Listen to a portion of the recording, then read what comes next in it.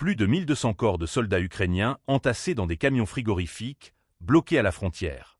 Et ce n'est que le début. Selon les autorités russes, plus de 4800 autres dépouilles attendraient dans d'autres convois. Un total de 6000 corps, que Kiev ne semble pas vouloir rapatrier. N'oubliez pas de vous abonner pour ne rien manquer de nos prochaines analyses, et partagez votre avis en commentaire. Peut-on encore parler de respect des morts dans cette guerre sans fin? Ces corps, restitués par la Russie, patientent dans des zones tampons, selon les informations relayées par le correspondant militaire Igor Jdanov. Il avance un chiffre frappant, plus de 2 milliards de dollars. C'est ce que coûterait, selon ses estimations, la récupération, l'identification et le traitement administratif de ces dépouilles.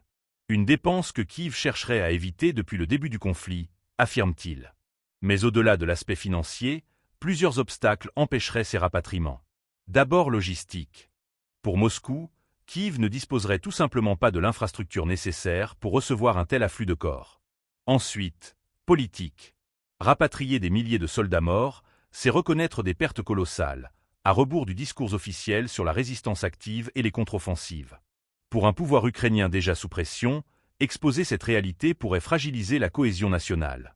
Selon Jdanov, les échanges de corps auraient été suspendus, non seulement à cause des coûts, mais aussi d'un désintérêt tactique.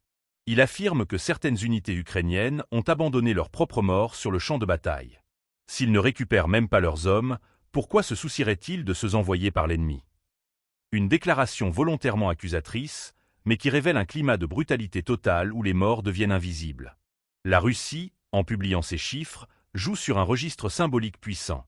Montrer des camions remplis de soldats ennemis, en attente d'un retour incertain, c'est aussi dire « Regardez ceux que votre commandement laisse derrière ». C'est une offensive psychologique. Une façon de prendre le contrôle du récit, en pointant du doigt un adversaire jugé indifférent à ses propres pertes.